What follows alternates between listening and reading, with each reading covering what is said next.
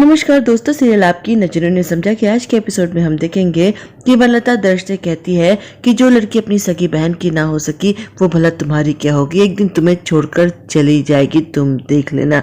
वो वहां से चली जाती है। दर्श को बुरा लगता है। शोभित दर्श से कहता है कि भाई काकी की तो आदत है, कुछ भी कह देती है और आपके और भाभी के बीच में इतनी अच्छी बॉन्डिंग है, वो आपको कभी छोड़कर नहीं जाएंगी और वैसे भी उनके दिल में आपके लिए बहुत सी सिंपैथी है। सिंपैथी शब्द से दर्श को नफरत है। वो नहीं चाहता कि कोई भी उस पर दया दिखाए। शोभित समझ जाता है कि तीर निशाने पर लगाया। वो कहता है कि भाई देखो ना, कितनी सिंपैथी है भाभी के दिल में आपके लिए। आपका लगाया हुआ उल्टा गुलाब भी अपने बालों में लगाए घूम रही थी सारा दिन आपका दिल रखने के लिए। दर्श नंदिनी से कहता है कि तुमने अपने बालों में उल्टा गुलाब क्यों लगा रखा है, मुझे इस तरह की दया से नफरत है। नंदिनी कहती है कि कैसी बातें कर रहे हैं आप, मेरे बाल हैं, मैं चाहे जैसे गुलाब लगाकर घूमूं, मेरी मर्जी। और आप जब ऐसी बातें करते हैं ना तो मुझे बहुत गुस्सा आता है और जब टेढ़े मेढ़े चेहरे बनाते हैं तो मुझे बहुत हंसी आती है। और 250 ग्राम का मेरा छोटा सा दिल है, उसमें आपके लिए इतना सारा प्यार शब्द बोलते बोलते रुक जाती है और कहती है कि भला इसमें दया जैसा शब्द कहाँ से आएगा, क्यों करूंगी मैं आप पर दया। दर्श कहता है कि तुमने क्या कहा, तुम्हारे 250 ग्राम के दिल में मेरे लिए क्या है। शोभित उन दोनों को देख रहा है और सोचता है कि इन दोनों को अलग करना इतना आसान नहीं है, बहुत मेहनत करनी पड़ेगी। ये दोनों लैला मजनू तो जब देखो तब शुरू हो जाते हैं। दर्श नंदिनी से कहता है बताओ ना क्या है तुम्हारे दिल में मेरे लिए। नंदिनी कहती है कि नहीं बताऊंगी, मेरा मूड नहीं है। दर्श कहता है कि अच्छा ठीक है, कम से कम अपने बालों से ये उल्टा गुलाब तो निकालो, लोग क्या कहेंगे मेरी वाइफ ऐसे घूम रही है। नंदिनी कहती है मेरे बाल है, मैं क्यों निकालूं, मैं चाहे जैसे अपने बालों में फूल लगाऊं। वो कहता है अरे मैं तुम्हारा हस्बैंड हूं और मुझे बुरा लगता है, कोई मेरी वाइफ पर हंसेगा तो क्या मुझे बुरा नहीं लगेगा। तभी माँ और पापा भी आ जाते हैं। माँ कहती है कि नंदिनी बिल्कुल ठीक कह रही है, अरे भाई उसके बाल हैं, चाहे जैसे फूल लगाकर घूमे, तुम कौन होते हो बोलने वाले। पापा दर्श की साइड लेकर बोलते हैं अरे भाई दर्श इसका हस्बैंड है और उसे पूरा अधिकार है नंदिनी पर कमेंट करने का। माँ कहती है कि वाह, हस्बैंड होने का मतलब है कि डोमिनेट करेगा, आज से मैं भी उल्टा फूल लगाकर घूमूंगी अपने बालों में। पापा कहते हैं अगर तुमने उल्टा फूल लगाया तो तुम्हें अपने साथ मैं कहीं लेकर नहीं जाऊंगा। माँ कहती है आप जैसे डोमिनेटिंग पर्सन के साथ मैं साथ रहना भी नहीं चाहती, कहीं जाना भी नहीं चाहती। दोनों के बीच में झगड़ा होने लगता है। दर्श और नंदिनी को समझ में नहीं आता ये सब क्या हो रहा है। दोनों लड़ते झगड़ते वहां से चले जाते हैं। दर्श और नंदिनी कहते हैं ये सब क्या हो गया। पापा और माँ का ये प्लान था। दोनों जाकर अलग से बहुत हंसते हैं। माँ कहती है अब आप देखिएगा, हमें यूं लड़ते झगड़ते देखकर ये दोनों अपना झगड़ा भूल जाएंगे। अब आपको याद है ना कि आगे क्या करना है। पापा कहते हैं बिल्कुल याद है, अब हम दोनों अपने प्लान पर काम करना शुरू कर देते हैं। नंदिनी को माँ अपने कमरे में बुलाती है और कहती है कि मेरा और विपुल का झगड़ा तुमने देखा है ना, और मैं ऐसे इंसान के साथ अब एक कमरे में नहीं रह सकती हूँ। विपुल चले गए हैं, दर्श के साथ उसके कमरे में रहेंगे, मैं यहाँ अकेली रहूंगी। नंदिनी कहती है लेकिन माँ ऐसा क्यों। कहती है क्यों का क्या मतलब, कितना डोमिनेट करते हैं, इतने साल झेल दिया, अब मैं और नहीं झेल सकती। और अगर तुम रह सकती हो अकेले अपने पति के बिना तो मैं क्यों नहीं रह सकती। मुझे भी अपनी आजादी चाहिए, आज से मैं अकेले ही रहूंगी। इधर पापा भी दर्श के कमरे में चले जाते हैं। उससे कहते हैं अपना ये लैपटॉप हटा, मुझे यहाँ पर सोना है। दर्श कहता है लेकिन पापा ऐसा क्यों। पापा कहते हैं कि बस बहुत हो गया, तेरी माँ हर वक्त अपनी चलाती है, मेरी कभी सुनती नहीं है, मैं और बर्दाश्त नहीं कर सकता, हम दोनों अब एक साथ एक कमरे में नहीं रह सकते। वो कहते हैं कि तेरे पास एक्स्ट्रा शेविंग किट होगा, मुझे दे देना, मुझे सुबह जरूरत पड़ेगी। दर्श कहता है लेकिन पापा आपके पास अपना किट है ना। वो कहते हैं हाँ, लेकिन उसे लेने के लिए मुझे उस कमरे में जाना पड़ेगा जहाँ पर राजवी रहती है और मैं उस कमरे में नहीं जाऊंगा। तू नहीं देना चाहता है तो बता दे। दर्श कहता है कि नहीं पापा ऐसी कोई बात नहीं है। वो शेविंग किट निकाल कर देता है, फिर कहता है कि अच्छा आप रेस्ट करिए, मैं जरा वॉक करके आता हूँ। सोचता है कि इस बारे में नंदिनी से मुझे बात करनी पड़ेगी। इधर नंदिनी भी दर्श को ढूंढते ढूंढते बाहर आ गई है। उसे भी लगता है कि माँ और पापा का झगड़ा तो सुलझाना ही पड़ेगा। दोनों आपस में टकरा जाते हैं। दर्श कहता है कि तुमने देखा माँ और पापा कैसे लड़ रहे हैं। अरे कौन से हस्बैंड वाइफ ऐसे जिनके बीच में प्रॉब्लम नहीं होती, हम दोनों के बीच में भी तो प्रॉब्लम्स हैं, लेकिन इसका ये मतलब तो नहीं है कि हम दोनों अलग हो जाएं, तुम मुझे छोड़कर चले जाओ। नंदिनी कहती है कि हाँ बिल्कुल ठीक कह रहे हैं आप। फिर नंदिनी एकदम से चुप हो जाती है। दर्श कहता है कि तुमने क्या कहा था कि तुम्हारे 250 ग्राम के दिल में मेरे लिए क्या है। नंदिनी कहती है कि कुछ नहीं।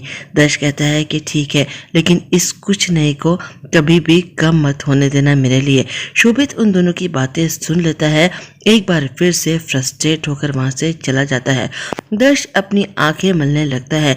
नंदिनी कहती है कि अरे आप रो क्यों रहे हैं, माँ और पापा के बीच का झगड़ा सुलझ जाएगा, हम दोनों मिलकर उनके बीच में सब ठीक कर देंगे। दर्श कहता है कि कैसी स्टूपिड बातें कर रही हो, मैं रोऊंगा क्यों भला, अरे मेरी आंखों में इरिटेशन हो रही है। दर्श अपनी आंखें मलता मलता वहां से चला जाता है और कहता है कि सोचते हैं कल कि क्या करना है। माँ और पापा के केस में कुछ ना कुछ प्लान तो करना ही पड़ेगा, तुम भी जाकर सो जाओ। नंदिनी मनी मन सोचती है कि मुसीबत जी, काश जो आप चाहते हैं वो हो सकता, काश मैं आपके साथ हमेशा रह सकती, लेकिन मैं ऐसा नहीं कर सकती हूँ। इधर हम देखेंगे कि गुण परेशान है, शोभित उससे बात नहीं कर रहा है, वो बैठा बैठा कुछ लिख रहा है। गुण उसके पास आती है और कहती है कि शोभित मेरी एक फ्रेंड है, उसके हस्बैंड हमेशा कुछ लिखते रहते थे, उसकी ओर देखते नहीं थे। एक दिन उसने चेक की उनकी डायरी तो देखा कि वो अपनी गर्लफ्रेंड को लव लेटर लिखते थे। आप भी कहीं कोई लव लेटर तो नहीं लिख रहे हैं ना। शोभित कहता है कि तुम कैसी बातें कर रही हो। फिर वो कहता है कि अरे मुझसे एक गुण नहीं संभल रही है, मैं दूसरी गुण कहाँ से लाऊंगा। गुण कहती है कि नहीं, वो क्या है ना कि 2 हाथ बजे तो ताली होती है, लेकिन अगर कोई तीसरा बीच में आ जाए तो जिंदगी खाली हो जाती है। शोभित हंसने लगता है, कहता है कि तुम जाकर सो जाओ, ऐसा कुछ भी नहीं है, मेरी लाइफ में कोई और लड़की नहीं है। शोभित दरअसल एक स्केच बना रहा है जिसमें वो अपने भाई और भाभी के बीच में रितेश को बना रहा है, उन दोनों को अलग करने के लिए। नंदिनी रितेश के पास जाती है दर्श की आंखों की प्रॉब्लम के बारे में बताने। रितेश उसको एक आई ड्रॉप देता है, कहता है कि अरे तुम छोटी सी प्रॉब्लम के लिए इतनी परेशान ऐसे हो रही हो जैसे कि दर्श की आंखों की रोशनी चली गई हो। फिर चुप हो जाता है, कहता है आई एम सॉरी, ऐसे ही मुंह से निकल गया। नंदिनी कहती है कि कोई बात नहीं, अब जो है सो है, हम सच्चाई को बदल तो नहीं सकते है ना। रितेश कहता है कि बदल सकते हैं, एक्चुअली लंदन में एक लेटेस्ट टेक्नोलॉजी आई है और मैं भी उसी टेक्नोलॉजी पर रिसर्च कर रहा हूँ और उसकी मदद से शायद हम दर्श की आंखों की रोशनी वापस ला सकते हैं। नंदिनी बहुत एक्साइटेड हो जाती है, कहती क्या मुसीबत जी की आंखों की रोशनी वापस आ सकती है, इससे ज्यादा मुझे क्या चाहिए। रितेश कहता है लेकिन अभी सब कुछ बहुत इनिशियल स्टेज पर है और गारंटी किसी बात की नहीं है। नंदिनी कहती है गारंटी ना सही, उम्मीद तो है। रितेश कहता है कि लेकिन दर्श की मुझे रिपोर्ट चाहिए होगी।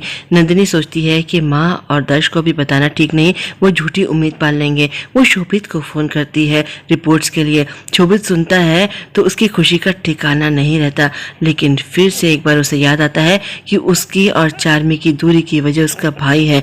वो फिर से अलग ही मूड में चला जाता है। नंदिनी से कहता है कि भाभी इस बारे में और किसी को मत बताना, माँ को भी नहीं, बेकार में झूठी उम्मीद पाल लेंगे और बाद में कहीं उनका दिल ना टूट जाए। नंदिनी कहती है कि ठीक है, नहीं बताऊंगी। तभी नंदिनी को रितेश आवाज देता है, पूछता है कि क्या खाओगी। नंदिनी मना कर देती है, घर जाकर खाऊंगी कहती है। रितेश कहता है कि माना भाई, तुम रावल परिवार की बहू हो, लेकिन आज इस गरीब के साथ भी कुछ तो खा सकती हो। नंदिनी कहती है कि तुम कैसी बातें कर रहे हो, ब्लैकमेल कर रहे हो मुझे, चलो ठीक है सैंडविच मंगा लो, मैं खा लूंगी। उन दोनों की बातें सुन लेता है शोभित और मन ही मन बहुत खुश होता है, अपना स्केच देखता है और सोचता है कि गुण ने ठीक ही कहा था, 2 हाथ बजे तो ताली और तीसरा आ जाए तो जिंदगी खाली। नंदिनी घर जाने की जल्दी में है, वो दर्श की रिपोर्ट्स लाना चाहती है। रितेश कहता है कि रिलैक्स, 2 दिन के बाद मेरी मीटिंग है। वहाँ एक कुल्फी वाला खड़ा है। रितेश कहता है कि याद है बचपन में हम कितनी कुल्फी खाते थे, चलो चलकर कुल्फी खाते हैं। नंदिनी कहती है कि अभी नहीं, मुझे घर जल्दी जाना है, लेकिन रितेश उसकी बात नहीं मानता है, उसे कुल्फी वाले के पास लेकर जाता है, उसके लिए कुल्फी मंगाता है, अपने लिए भी मंगाता है। नंदिनी बहुत जल्दी जल्दी खा रही है क्योंकि उसे घर जल्दी जाना है। रितेश कहता है कि रिलैक्स, इतनी जल्दी जल्दी खाओगी तो एक और कुल्फी मैं मंगा दूंगा। नंदिनी कहती कि नहीं, मैं और नहीं खाऊंगी। दोनों आपस में बातें कर रहे हैं, हंस रहे हैं। तभी वनलता का ऑटो वहां से निकलता है, दोनों को एक साथ देख लेती है और इनके बारे में कुछ और ही सोच लेती है। घर में माँ और पापा को एक साथ लाने के लिए दर्श ने डम शिराज का गेम प्लान किया, पूरे परिवार को इकट्ठा किया है। पता चलता है कि नंदिनी घर में नहीं है। दर्श कहता है कि अच्छा, मुझे तो बताकर नहीं गई है। शोभित कहता है कि अच्छा, भाभी ने आपको नहीं बताया। गुण कहती है कि कोई बात नहीं, हम सब तो हैं, हम गेम शुरू करते हैं। और वैसे भी दर्श भाई ये गेम कहाँ खेल सकते हैं, उन्हें कौन सा दिखाई पड़ता है। इस बात पर शोभित को बहुत गुस्सा आता है। वो गुण को डांटने वाला होता है, दर्श उसे रोक देता है, कहता है कोई बात नहीं, मैं सुन तो सकता हूँ ना, आप सब एक्ट करिए, मैं सुन सुन के गैस कर लूंगा। चाची कहती है कि नहीं, जब तक नंदिनी नहीं आती है हम गेम शुरू नहीं करेंगे। तभी गुण के फोन में वनलता की कॉल आती है। गुण बाहर चली जाती है बात करने के लिए। वनलता उसे बताती है कि नंदिनी और उसका डॉक्टर दोस्त दोनों एक साथ हंसी मजाक कर रहे हैं, गुलछर्रे उड़ा रहे हैं। अंधे पति को तो घर पे छोड़कर वो बाहर मटर गश्ती कर रही है। ये सुनकर गुण को बड़ा मजा आता है। कहती है ओ माय गॉड, पति को घर में छोड़कर दोस्त के साथ गुलछर्रे उड़ा रही है।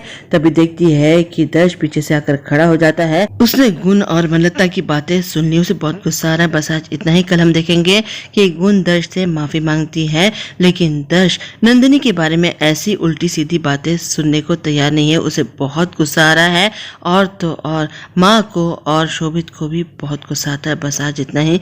कल फिर मिलते हैं। आप मेरे चैनल को लाइक करें, शेयर करें, सब्सक्राइब करें। मैं चलती हूँ, बाय।